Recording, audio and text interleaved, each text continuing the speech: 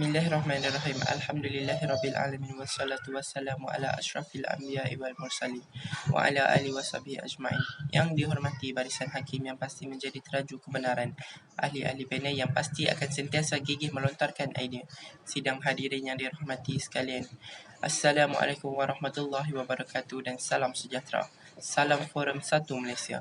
Ahli panel dan sidang hadirin yang dirahmati Allah sekalian. Alhamdulillah, bersyukur kita kehadrat Allah Subhanahu Wa Taala kerana dengan limpah kurnia dan izinnya dapat kita bersama-sama bersua dalam forum remaja anjuran Kolej Politek Mara Al-Usta. Saya Muhammad Aizat bin Ahmad.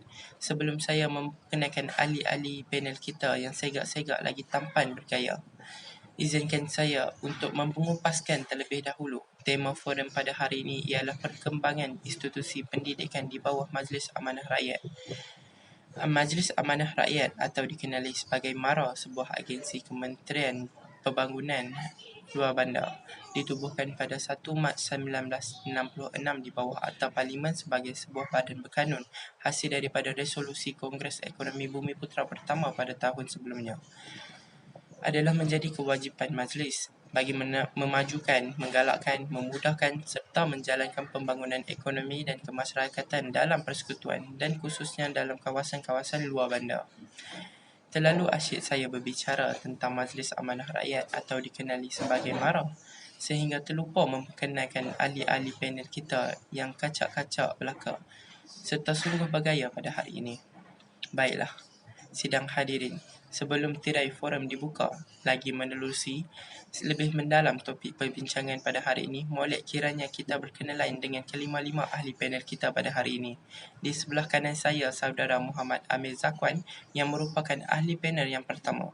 Tampan dan murah dengan senyuman. Selamat datang saudara Amir Zakwan. Apa khabar saudara?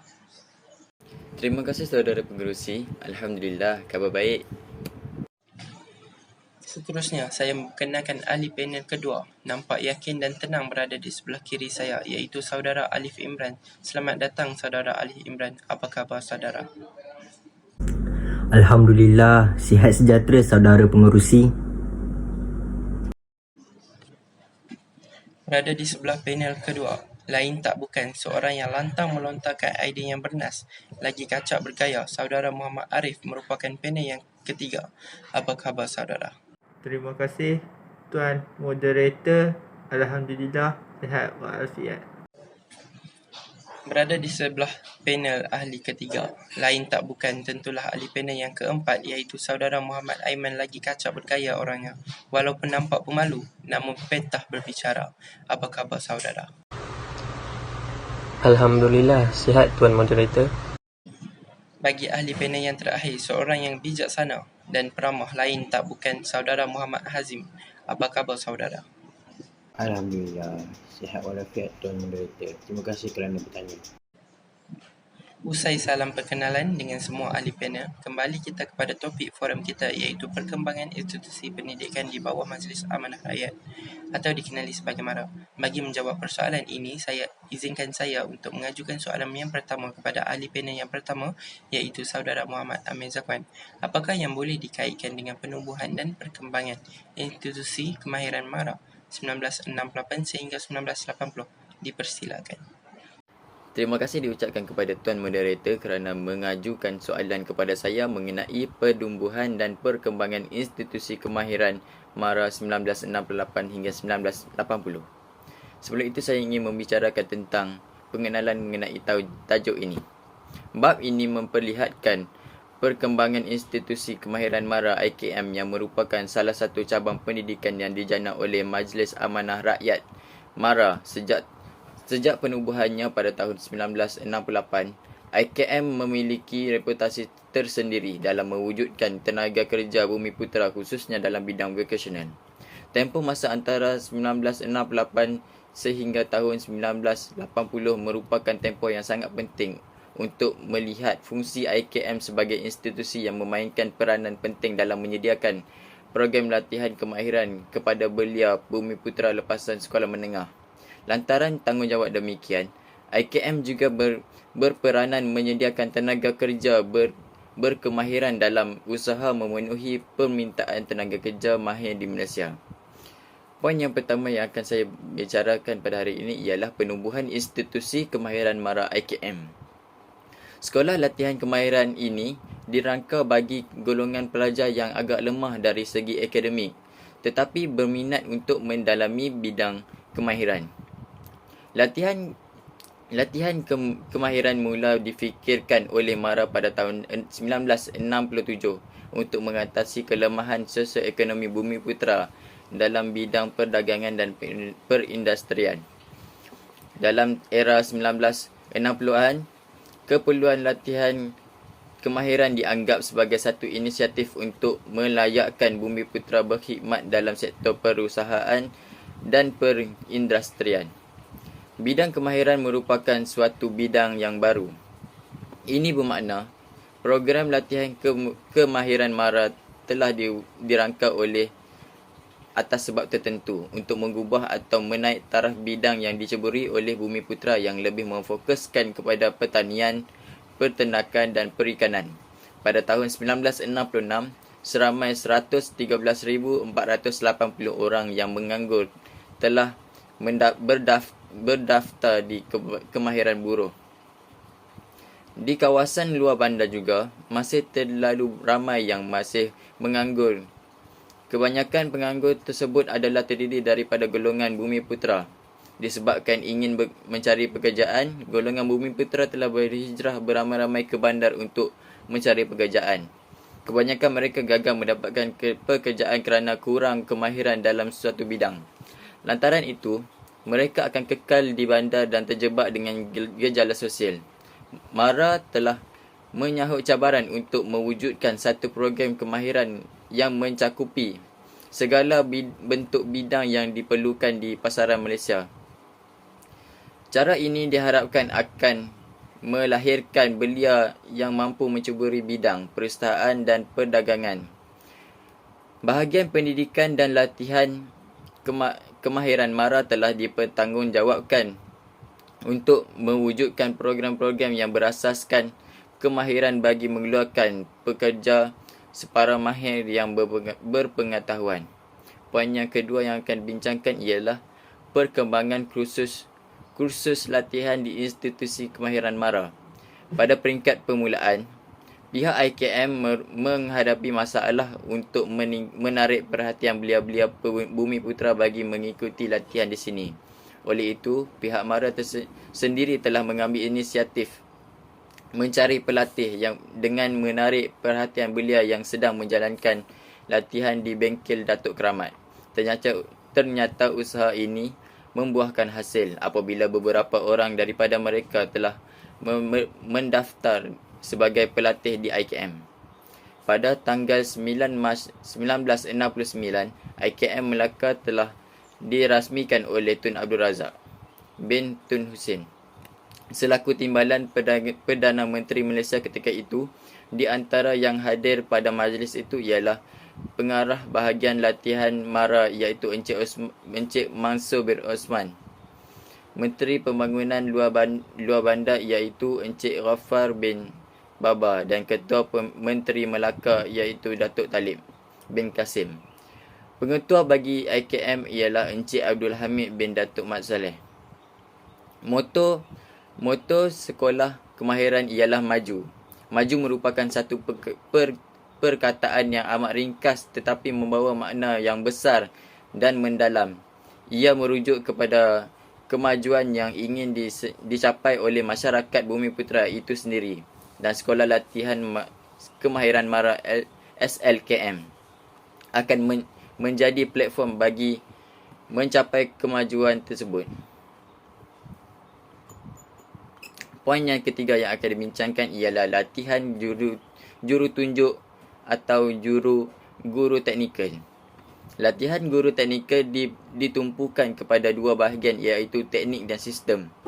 Mengajar dan latihan untuk meningkatkan kemahiran, perkembangan dan kemajuan latihan di institusi dalam rancangan Malaysia ketiga memerlukan lebih ramai tenaga pengajar, guru teknikal yang berkelayakan dan mahir.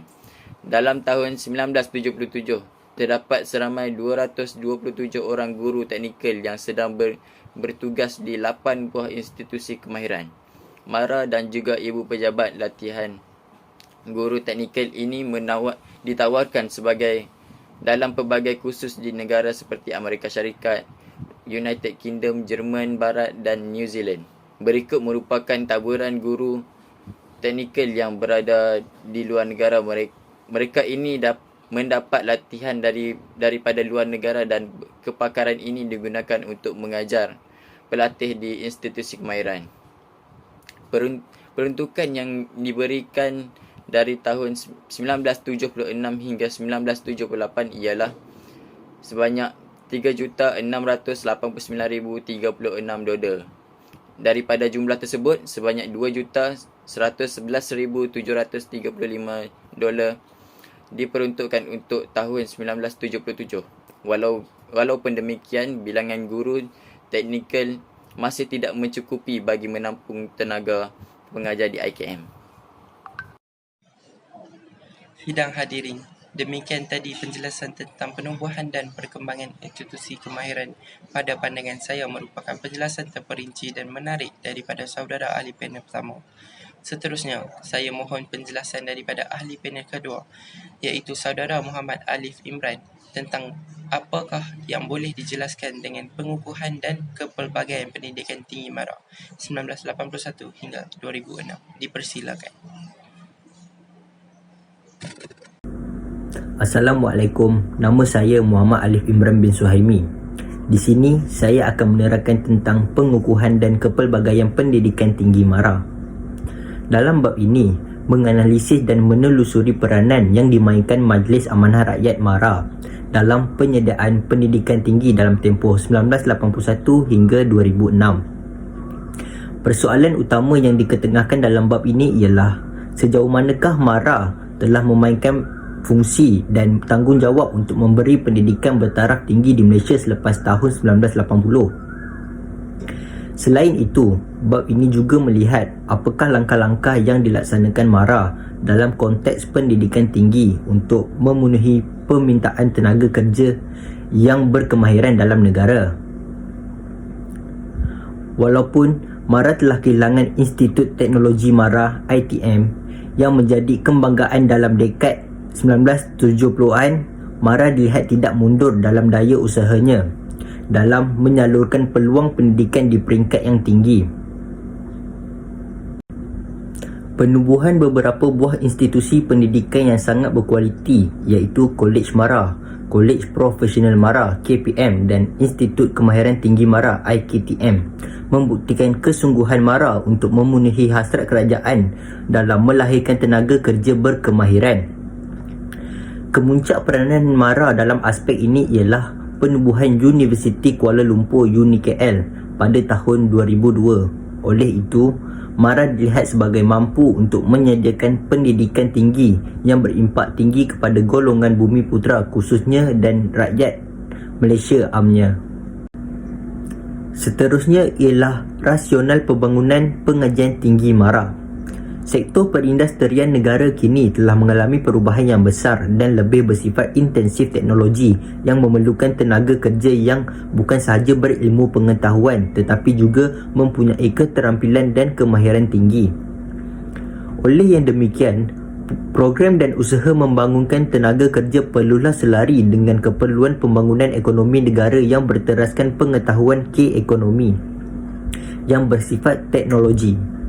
Pertama, bagi mencapai tujuan ini, program latihan kemahiran MARA yang sedia ada perlu ditingkatkan bersesuaian dengan keperluan guna tenaga dan wawasan negara yang menginginkan sekurang-kurangnya 35% tenaga buruh pendidikan tertiari. Malah, program latihan kemahiran yang dahulunya mengutamakan kemahiran pertukangan telah menjadi lebih sophisticated dan melibatkan teknologi tinggi. Pada penghujung tahun 1985, telah lahirnya keperluan untuk menubuhkan sebuah kolej MARA bagi menampung pengajian pelajar lepasan SPM. 25 penubuhan MRSM yang kian pesat telah memberi impak lahirnya pelajar cemerlang dalam bidang sains dan teknologi dengan begitu ramai sekali. 26 lambakan pelajar yang cemerlang ini agak merusingkan pihak MARA apabila mereka ini menghadapi kesukaran untuk meneruskan pengajian di peringkat yang lebih tinggi. Ini disebabkan tempat yang disediakan oleh Kementerian Pendidikan bagi program lepasan SPM seperti matrikulasi adalah amat terhad. Ia hanya mampu menampung sebilangan pelajar sahaja. MARA memandang serius masalah ini, memandangkan ia akan merugikan masa depan anak Melayu yang mendambakan peluang untuk memasuki universiti. Seperti kebiasaannya, para pelajar yang tamat peperiksaan SPM akan ditaja dengan beasiswa untuk melanjutkan pengajian sama ada di luar negara maupun tempatan. Walau bagaimanapun, disebabkan terlalu ramai pelajar yang dihasilkan dari tahun ke tahun telah mengakibatkan MARA tidak dapat memberikan beasiswa kepada semua pelajarnya. Ini secara tidak langsung telah mengakibatkan kesukaran pelajar untuk meneruskan pengajian di peringkat seterusnya. Salah satu peluang yang ada adalah dengan melanjutkan pelajaran ke tingkatan 6. Walau bagaimanapun, sekali lagi timbul kesukaran apabila kementerian menetapkan dasar mengutamakan para pelajar dari sekolah kementerian terlebih dahulu berbanding dengan pelajar MARA yang dianggap sebagai calon persendirian. Pada peringkat permulaan, Kolej MARA diwujudkan dengan menaik taraf MRSM yang sedia ada. Kolej MARA Seremban merupakan satu-satunya pusat matrikulasi yang terletak di Seremban, iaitu ibu negeri kepada Negeri Sembilan. Pada awal penubuhan, Kolej MARA Seremban yang dahulunya dikenali sebagai MRSM, Seremban telah menjalankan program pendidikan menengah. Pada tahun 1985, program pendidikan menengah telah digantikan dengan program A-Level, iaitu program persediaan bagi para pelajar yang ingin belajar di luar negara. Serentak dengan itu juga, MRSM Kulim telah mula memperkenalkan program matrikulasi pada tahun 1991. MRSM Kulim telah dinaik taraf menjadi kolej pada Februari 1994, manakala MRSM Seremban dinaik taraf ke tahap kolej pada tahun 1992. Pada tanggal 3 Februari 1994, atas arahan Ibu Pejabat MARA, Kolej MARA Sains Seremban telah ditukar namanya kepada Kolej MARA Seremban.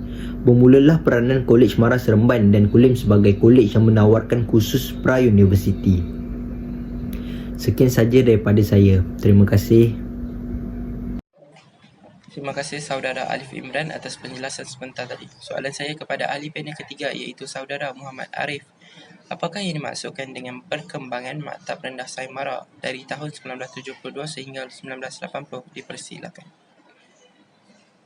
Perkembangan maktab rendah Sains MARA. Bab ini membincangkan peranan MARA dalam menguruskan institusi persekolahan peringkat menengah yang dikenali sebagai maktab rendah Sains MARA MRSM. Persoalan yang akan dikupas dalam bab ini ialah bagaimana MRSM berkembang daripada institusi yang dilihat sebagai tidak begitu sedia dari segala sudut ketika penubuhannya sehingga dapat mencapai kejayaan yang merasakan dalam konteks aspirasi kerajaan untuk mewujudkan golongan cerdik pandai Bumiputra dalam kerangka dasar ekonomi baru DAP.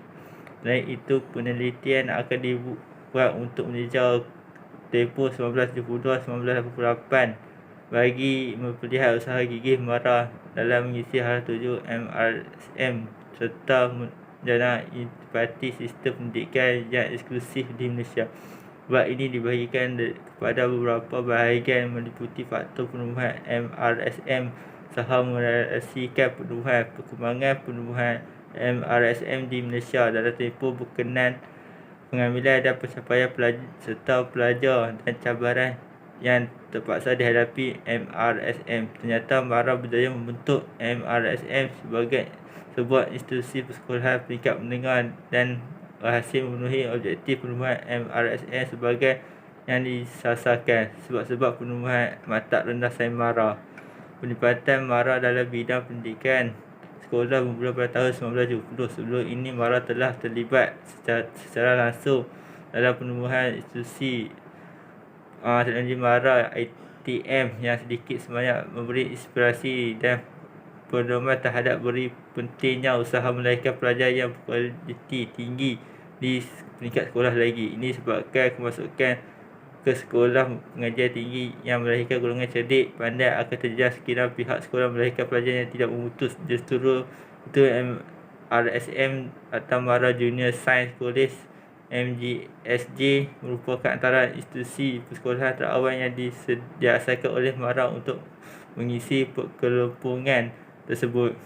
Kelahiran MRSM ini mempunyai kaitan rapat dengan hasrat DAP disarankan pada tahun 1970. DAP mempunyai dua matlamat utama, iaitu membasmi kemiskinan tanpa mengira kaum dan menyusul semula masyarakat agar tiada pengenalan kaum berdasarkan fungsi ekonomi. Malaysia telah lama menjalani tempoh masa di bawah pentadbiran penjajah telah tersusun dengan ekonomi yang diatur oleh penjajah.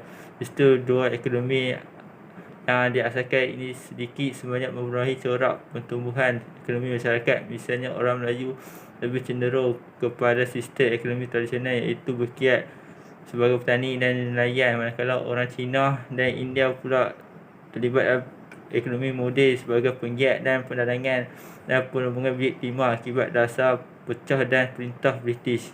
Ini telah meninggalkan kesan mendalam penyusunan masyarakat, iaitu orang Melayu lebih banyak tinggal di kawasan luar bandar, manakala orang Cina di kawasan bandar. Keadaan ini telah membimbangkan kerajaan kerana tanpa usul baru diperkenalkan, ia akan membawa satu jurang hubungan kaum yang luas dan mengheret kepada rasa tidak puas hati dalam kalangan kaum tersebut.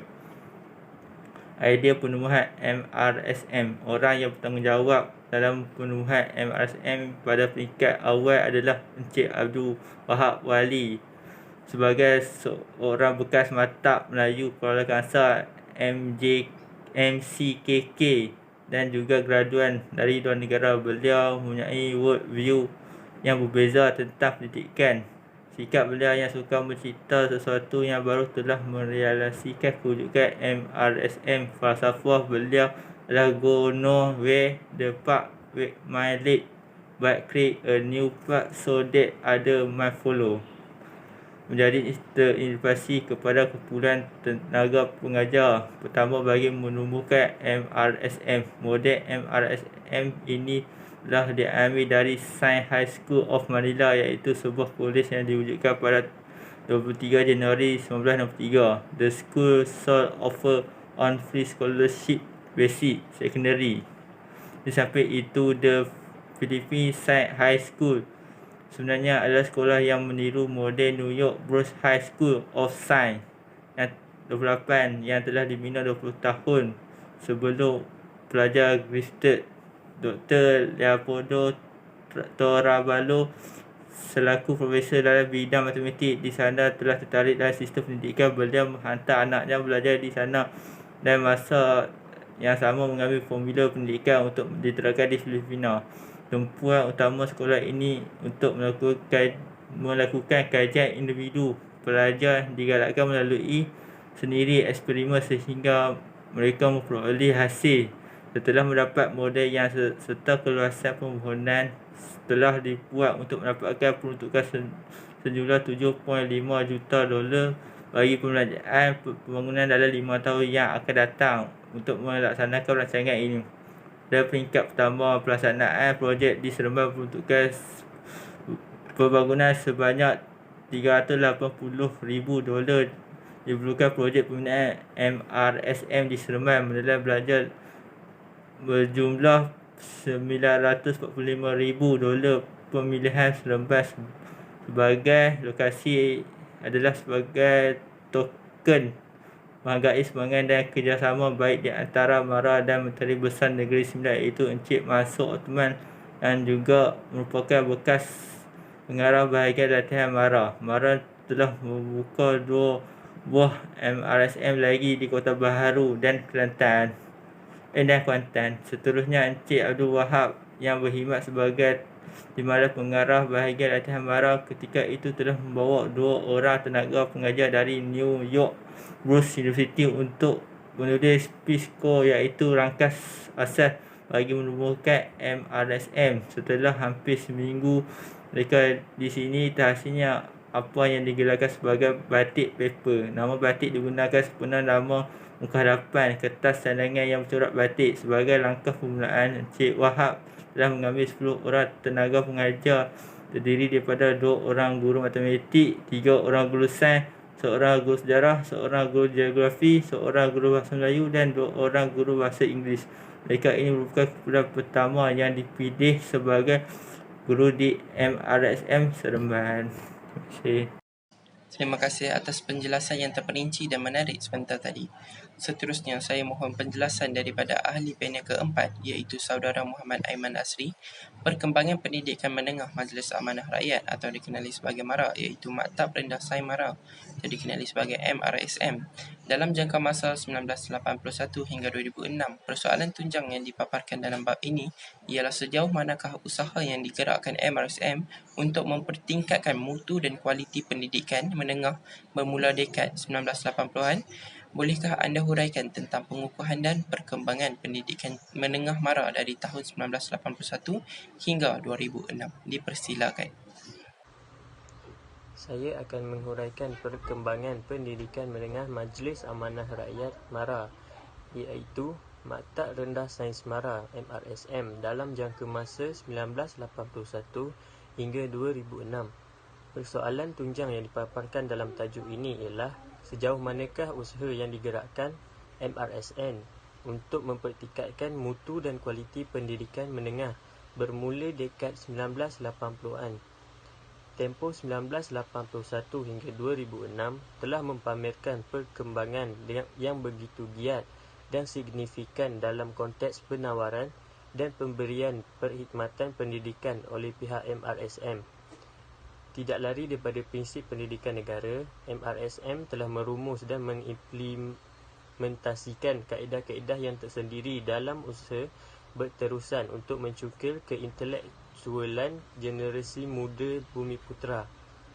Pencapaian peperiksaan yang cemerlang berjaya dipamerkan MRSM jelas menunjukkan keberhasilan program-program yang terakum dalam strategi MRSM untuk melahirkan modal insan Bumiputera berprestasi tinggi dalam bidang sains dan teknologi. Selepas tahun 1980,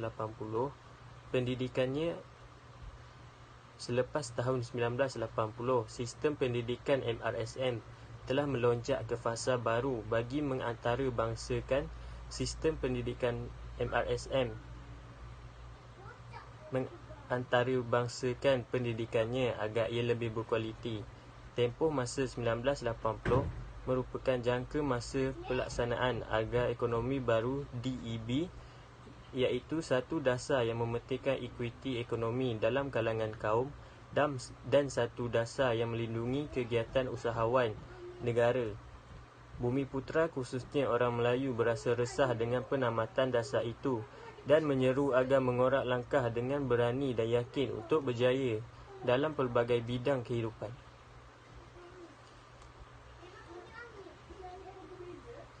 Pada peringkat ini, kurikulum MRSM dibentuk dengan mengambil kira keperluan dasar-dasar MARA. Falsafah pendidikan kebangsaan dan falsafah pendidikan MRSM telah melahirkan pelajar yang dapat memenuhi hasrat merealisasikan Masyarakat Perdagangan dan Perindustrian Bumiputera MPPB sesuai dengan tuntutan semasa dan cabaran globalisasi. Berasaskan kepada falsafah pendidikan kebangsaan, matlamat pendidikan negara dapat ditafsirkan dengan usaha yang komprehensif dan berterusan untuk melahirkan individu yang bersahsiah baik, berketerampilan seterusnya seimbang dan bersepadu dari segi intelek, rohani, emosi dan jasmani tanpa mengenepikan kepercayaan dan kepatuhan kepada Tuhan. Individu tersebut perlu berilmu dan berfikiran kreatif dan rasional, berakhlak mulia, berkeupayaan memberi sumbangan ke arah memakmurkan masyarakat dan negara. Dalam sistem pendidikan MRSM juga terdapat kurikulum perkembangan sahsiah. Kurikulum ini adalah berasaskan kepada konsep kendiri.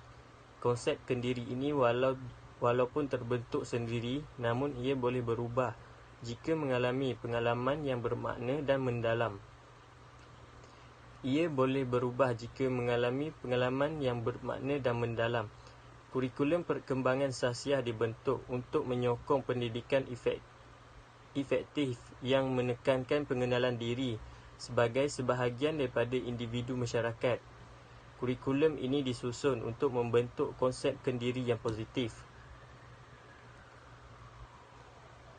Seterusnya, peningkatan pelajar telah berlaku secara mendadak dalam tempoh 1980-an. Pihak MARA khususnya bahagian pendidikan menengah telah melakukan perubahan dalam corak pemilihan pelajar ke MRSM. Ini disebabkan jumlah pelajar yang cemerlang semakin ramai dan berlaku persaingan yang hebat dari segi kemasukan. Bermula dari tahun 1980, setiap pelajar dikehendaki menduduki ujian kemasukan ke MRSM, UKKM dan sekiranya berjaya barulah mereka akan dipilih untuk memasuki MRSM. Jawatan Kuasa Pemilihan Pelajar Bahagian Pendidikan Menengah telah menetapkan kriteria pemilihan yang berbeza berbanding sebelumnya, iaitu peratus pemilihan terbesar sebanyak 75% adalah dari ujian tersebut, manakala 25% lagi adalah penilaian aspek latar belakang keluarga dan ekonomi. Kriteria baru ini dikendalikan bagi melancarkan pemilihan pelajar agar lebih tepat dari segi kualitinya. Memandangkan pelajar yang beroleh semua A semakin ramai setiap tahun, maka keperluan untuk memilih pelajar yang terbaik dalam kalangan yang baik menjadi satu kemestian. Pelajar perlu menduduki ujian yang mencakupi aspek matematik, sains dan personaliti. Pelajar yang layak dan mendapat markah tinggi sahaja akan diterima masuk ke MRSM. Satu kajian telah dijalankan bagi membandingkan pencapaian pelajar dalam markah matematik dan sains UKKM dengan pencapaian subjek matematik, matematik tambahan, fizik, kimia dan biologi SPM. Kajian ini dibuat bagi menunjukkan betapa relevannya ujian ini dalam pemilihan pelajar ke MRSM. Pada era 1990-an, MARA tampil dengan kurikulum terbeza. Ia merujuk kepada program-program pendidikan yang dirangka dan digubal khusus bagi memenuhi matlamat dan memperkasakan SPMRSM untuk melahirkan pelajar-pelajar yang cemerlang melalui penerapan nilai yang berlandaskan prinsip pendidikan pintar cerdas, gift education, kemahiran amalan belajar KAB dan pembelajaran bersepadu integrative learning. Program pintar cerdas iaitu School-wide Enrichment Model SEM ini telah diperkenalkan pada tahun 1988. Manakala KAB diperkenalkan pada tahun 1985 dan program Integrative Learning IL diperkenalkan pada tahun 1990. Meskipun program ini diperkenalkan dalam pertengahan 1980-an, namun ia telah diperkasakan dalam era tahun 1990-an. Pencapaian MRSM dalam peperiksaan telah menunjukkan peningkatan yang ketara setelah SEM diperkenalkan di beberapa buah maktab. Sepanjang tempoh penubuhan MRSM, ia telah berjaya menghasilkan pelajar yang berjaya dalam peperiksaan SPM. Meskipun di peringkat awal penubuhannya, keputusan hanyalah 100% lulus, tetapi sejak akhir-akhir ini, bukan lulus yang diharapkan tetapi kecemerlangan dalam setiap keputusan peperiksaan. Kesimpulannya, berdasarkan perkembangan dan pencapaian yang dihasilkan MRSM dalam tempoh 1981 hingga 2006, institusi berkenaan dilihat begitu relevan dan berkeupayaan tinggi dalam menjana kelahiran tenaga-tenaga muda Bumiputera yang mempunyai asas yang kuat untuk mencapai matlamat pembangunan negara. Dengan langkah proaktif untuk mewujudkan sistem pendidikan yang mementingkan kualiti, MRSM telah mengadaptasi model pendidikan berkesan dan berimpak tinggi. Program pintar cerdas yang diimplementasi MRSM terbukti menghasilkan produk Bumiputera yang berkualiti. Ini dapat dibuktikan daripada jumlah pelajar institusi berkenaan yang berjaya mendapat keputusan cemerlang. dalam peperiksaan peringkat menengah. Justeru, keadaan telah mewujudkan senario pendidikan di MRSM yang begitu eksklusif dalam arena pendidikan menengah di Malaysia. Oleh itu, MARA melalui MRSM berhasil untuk bergiat dalam bidang sains dan teknologi. Kelainan yang ditonjolkan oleh MRSM dalam aspek pemberian pendidikan kepada pelajar yang berbakat serta mempunyai potensi yang besar menyebabkan MRSM kekal unggul sebagai institusi yang melahirkan pelajar yang berkeupayaan serta berdaya saing. Sekian, terima kasih. Terima kasih kepada saudara Muhammad Aiman Asri atas penjelasan yang diterangkan sebentar tadi. Sebelum forum ingin melabuhkan tirai, saya ingin bertanyakan kepada ahli panel yang kelima iaitu saudara Muhammad Hazim. Bagaimanakah pengukuhan dan perkembangan pendidikan kemahiran MARA 1981 hingga 2006? Dipersilakan. Okey. Pengenalan pengukuhan dan perkembangan pendidikan kemahiran MARA pada tahun 1981 hingga 2006. Bab ini memperjelaskan perkembangan era pengukuhan pendidikan kemahiran MARA dalam tempoh 1981 sehingga 2006. Berbeza dengan tempoh 1968 sehingga tahun 1980 yang menyaksikan proses pembentukan dan perkembangan awal Institut Kemahiran MARA IKM. Tempoh 1951 hingga 2006 pula merupakan tahap pengukuhan institusi berkenaan yang ke masa ini mempamerkan perkembangan IKM yang signifikan dengan proses pembentukan ekonomi Malaysia ke arah negara maju. IKM bukan sahaja perlu meneruskan peranan menyediakan tenaga kerja bumiputera yang berkemahiran di Malaysia, malah ia harus melalui proses rombakan sistem latihan kemahirannya. Selain itu, bab ini turut membincangkan mengenai sebuah lagi institusi kemahiran yang ditubuhkan pada tahun 1986 iaitu GET MARA. Perkara ini dilaksanakan agar MARA berupaya memenuhi kehendak tindakan afirmatif dalam mewangkan sosio-ekonomi bumiputera dan beradaptasi dengan landscape semasa negara yang semakin kompleks. Persoalan yang akan dihuraikan dalam bab ini ialah sejauh manakah IKM dan GET MARA telah berkembang dan mengukuhkan kedudukannya sebagai institusi kemahiran yang dikendalikan MARA. Dalam membangunkan pendidikan kemahiran bumiputera dan berinteraksi dengan kehendak industri Malaysia, bab ini terbahagi kepada beberapa komponen meliputi perkembangan perindustrian negara selepas tahun 1981. Pengukuhan IKM merangkumi kurikulum serta pencapaiannya.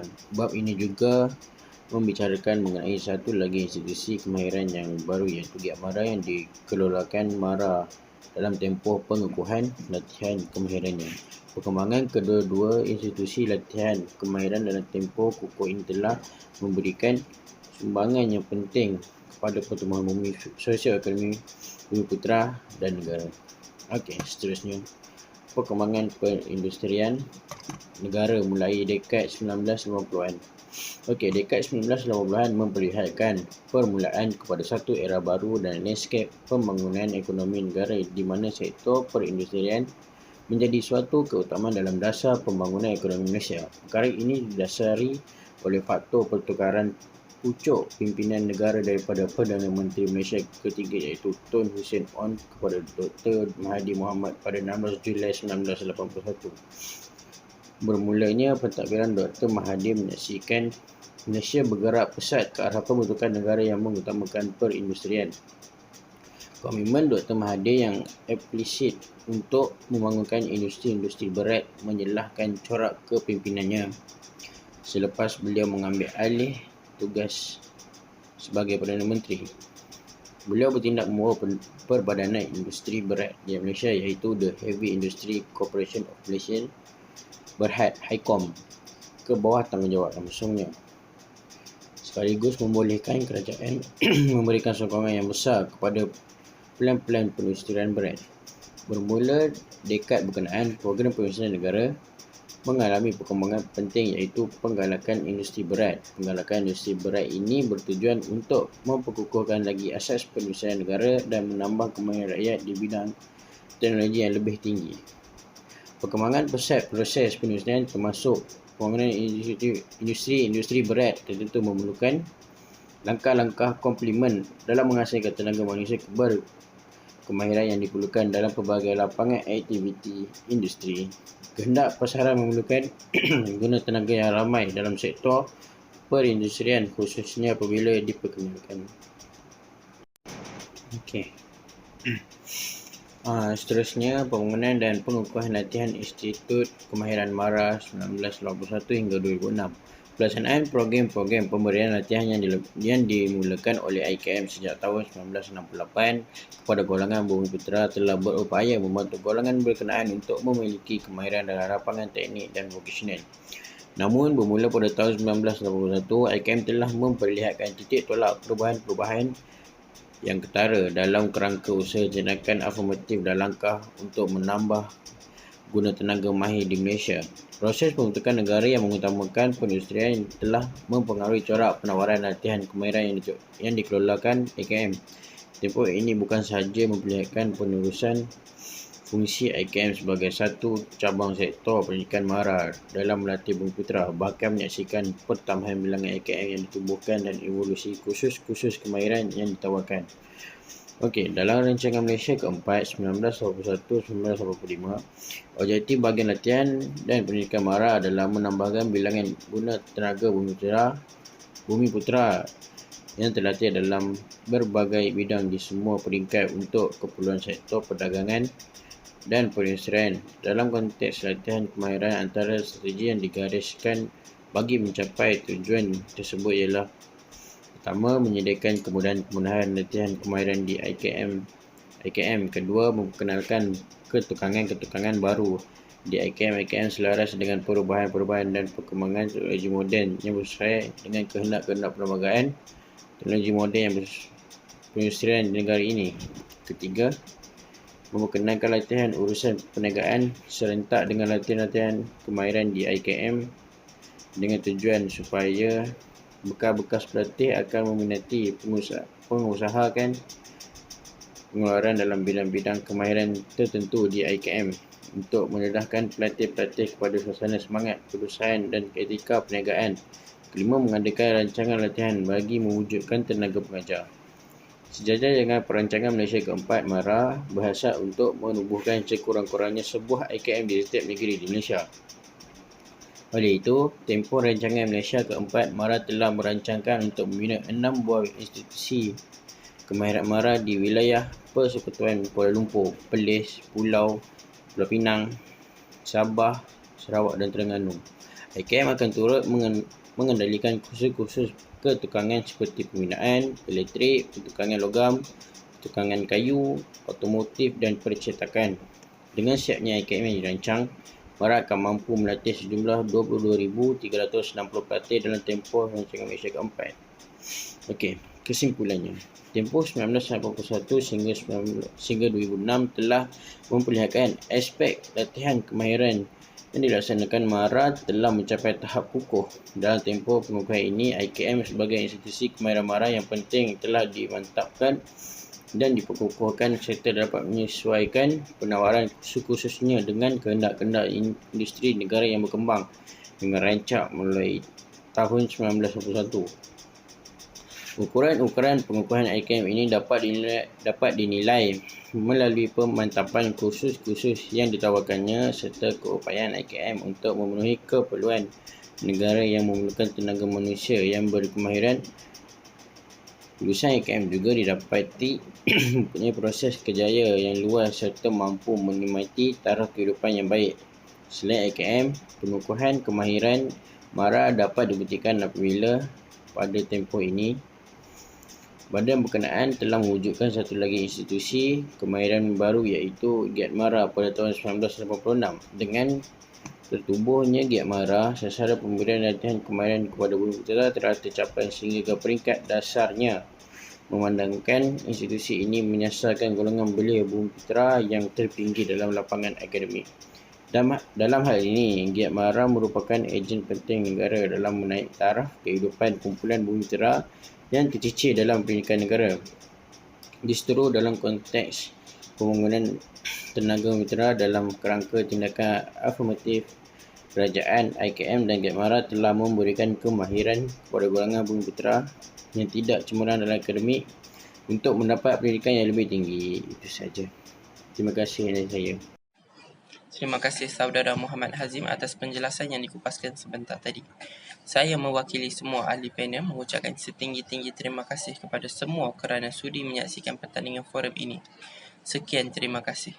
Salam sejahtera dan salam satu Malaysia.